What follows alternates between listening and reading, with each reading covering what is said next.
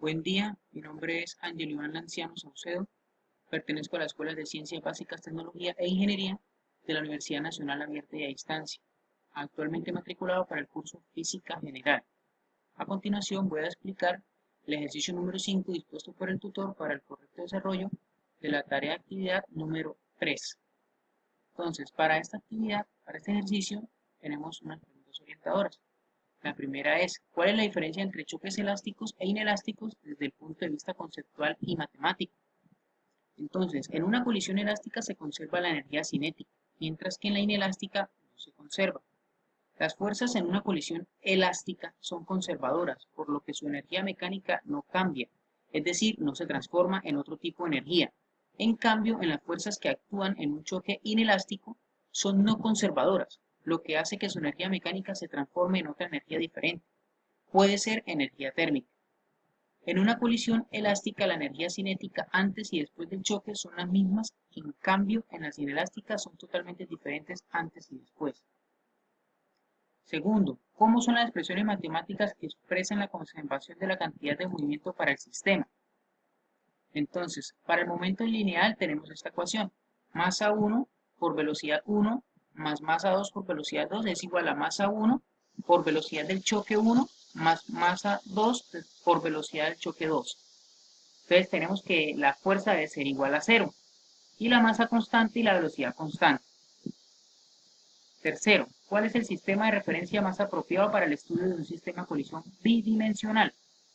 Entonces, la descripción de una colisión suele hacerse en dos sistemas de referencias diferentes, ambos inerciales.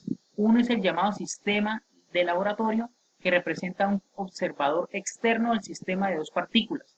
El otro es el sistema centro de masas, CM, que está ligado al centro de masas del sistema de dos partículas.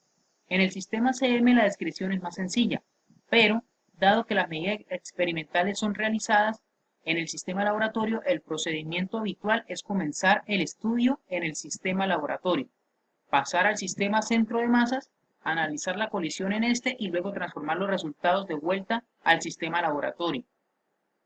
Entonces, ahora sí tenemos el ejercicio. El enunciado del ejercicio es el siguiente. Un crucero de 263 toneladas parte desde la ciudad de Cartagena hacia la isla de San Andrés a una velocidad de 41 metros por segundo. En la mitad del camino se observa un barco mercante clase Panamax de 481 toneladas acercándose por la derecha a una velocidad de 37 metros por segundo, colisionando perpendicularmente de tal manera que ambos barcos quedan unidos a una velocidad y con un ángulo como se muestra en la imagen. A partir de la anterior información, determinar. Entonces, tenemos los datos. Masa crucero 263. Velocidad crucero 41 metros por segundo. Masa del barco 481. Velocidad del barco 37 metros por segundo. Entonces, el barco está sobre el eje Y. Tenemos que la ecuación es masa 2 por velocidad 2 es igual a masa 1 más velocidad 2 por velocidad del eje Y. Entonces la velocidad del eje Y es igual a masa 1 por velocidad 1 sobre masa 1 más masa 2. Entonces simplemente lo que hacemos es reemplazar valores y hacemos la ecuación. Velocidad del eje Y, que es 481, por 37 metros por segundo por 263 más 481. Esto nos da un valor de 23 metros por segundo, es decir, la velocidad del eje Y, o sea, del barco. Sobre el eje X, el crucero. Entonces, masa 1 por velocidad 1 es igual a masa 1 más masa 2 por velocidad del eje X. Es la misma ecuación, simplemente que ahora en el eje X. Reemplazamos valores y 263 por 41 metros por segundo sobre 263 más 481 nos da un valor de la velocidad del eje X de 14.49 metros por segundo del crucero. Entonces, la primera pregunta, la dirección de los barcos después de la colisión presenta el paso a paso, cómo se obtiene esta dirección. Entonces, ¿cómo la obtenemos? Tangente de teta es igual a los resultados de las velocidades 23.92 sobre 14.49.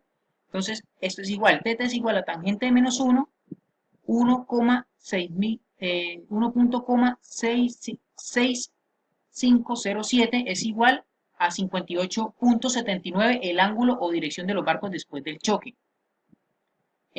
Segundo, la mitad de la velocidad de los barcos después de la colisión presenta el paso a paso de cómo se obtiene esta velocidad. Entonces, la velocidad después del choque es igual a raíz cuadrada de 23.92 metros por segundo al cuadrado más 14.49 metros por segundo al cuadrado. Esto nos da una velocidad después del choque de 27.966 metros por segundo.